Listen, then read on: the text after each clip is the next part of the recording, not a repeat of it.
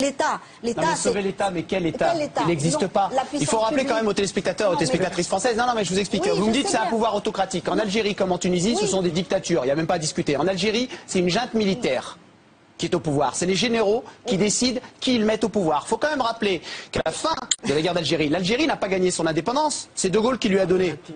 La guerre, ils l'ont pas gagnée. C'est De Gaulle qui leur a donné. Ils l'ont gagné politiquement. Oui, de toute façon, c'était politique, c'était pas une guerre militaire, c'était une guerre politique. Je termine. Quand Ben Bella prend le pouvoir, que fait Boumedienne? Il fait un coup d'État et il dépossède Ben Bella. Que fait Ben Ali avec Bourguiba? Il faut rappeler que Ben Ali, on le voit en costard, on a l'impression que c'est un président et un civil. C'est un ancien général et c'était un général du président Bourguiba. C'est un policier. C'est un policier. C'est un policier, ouais. Et il a pris le pouvoir en dépossédant Bourguiba. Il est là depuis près de 40 ans au pouvoir. Moi, je connais des Tunisiens de la rue.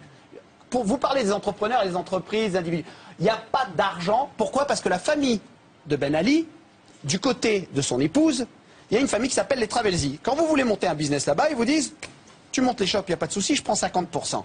C'est ça la Tunisie. Vous appartenez à la classe bourgeoise tunisienne, donc vous ne voyez pas le peuple de la rue. Moi j'ai des cousins en Tunisie, et ils m'expliquent comment ça se passe. Là-bas, le job que vous voulez faire, si vous voulez réussir, cherchez pas à être avocat, n'allez pas dans les universités, devenez policier. On a augmenté les salaires de 50%. Les policiers tirent. Là, en Algérie, en Tunisie, les policiers tirent. L'armée, jusqu'à présent, elle se tient bien. En Tunisie, elle a refusé de tirer. Les policiers algériens, il n'y a qu'un mort. Le week-end dernier en Tunisie, c'est 50 civils qui sont assassinés. 50 civils qui sont assassinés par la police. Ce sont des manifestations de civils. C'est pas des barbus qu'on a dans la rue. Depuis quand Ben Ali il a mis au pas les islamistes? C'est du baratin. On a inventé un nouvel ennemi, les barbus. Mais qu'est-ce que vous voyez dans la rue? Vous voyez des jeunes filles. Tout à l'heure aux informations sur France 3, qu'est-ce qu'on voyait? On voyait une jeune fille qui disait il tire au niveau de la tête. Les gens sont choqués.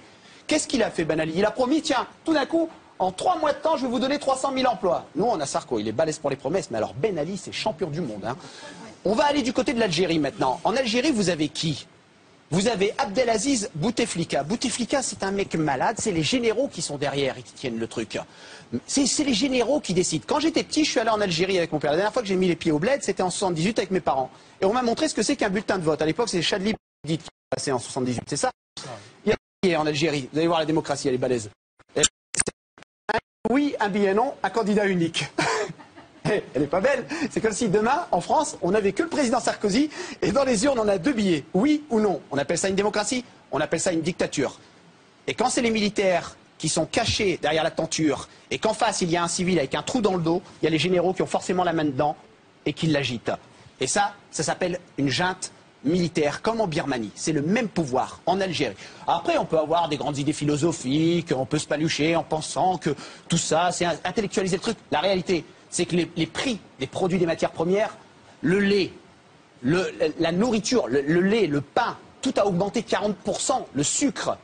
Enfin, c'est de la folie, les gens crèvent de faim. En Algérie, tout à l'heure, il y a un truc qui m'a quand même un peu choqué dans ce que vous avez dit. Vous avez dit, le processus électoral pour que le peuple algérien s'habitue à la démocratie, c'est 2 siècles. Sous prétexte qu'en France, il a fallu 2 siècles. Non. Alors, j'ai dit la quand est-ce qu'on s'en sort? Quand est-ce qu'on s'en sort? En quelle année? Si on calcule à partir de 1960, à partir de quand on devient des démocrates? Les peuples algériens et les peuples tunisiens, ils ont tous des paraboles. Ils regardent ce qui se passe sur les chaînes françaises. Parce que les chaînes de télé... Ils regardent cette émission en ce moment. Mais ils regardent cette émission. Moi, je connais des gens de la rue qui m'ont envoyé plein de messages. Ils m'ont dit, faudra que tu dis ça, faudra que tu dis ça, faudra que... Je fais, hé, je peux pas prendre tout le temps de parole. Non, d'ailleurs, on est dans une démocratie, tout le monde doit parler. Il ne faut pas qu'il y ait de malentendu. Il y a une demande d'état de droit dans nos pays. Il y a une demande d'état de droit et c'est une demande qui est réprimée par des pouvoirs exécutifs. En Tunisie, c'est le pouvoir de la police. Et en Algérie, c'est le pouvoir de l'armée. On est bien d'accord. Mais voilà. Ça, il faut le dire. Il faut le dire pour que les spectateurs français comprennent. Je le dis, je l'écris, et tout le monde le dit. C'est pas la démocratie, là-bas. Et c'est une situation, et je ne suis pas d'accord avec ce qu'a dit Elie Béji, c'est une situation révolutionnaire. Et quand il y a des situations révolutionnaires, il y a de la violence. Aujourd'hui, le peuple est en train de récupérer ce qui est à lui, c'est-à-dire son pays. Mais si le peuple ne va pas plus loin, il n'aura que les dirigeants qui méritent. Aujourd'hui, c'est vachement violent ce que je vais dire. Mais il doit y avoir des gens dans la rue qui continuent de se battre, qui meurent. Parce que nous, il faut qu'ils y aillent, parce que sinon, il n'y a rien qui va bouger. De toute façon, regardez, moi, ce qui me choque,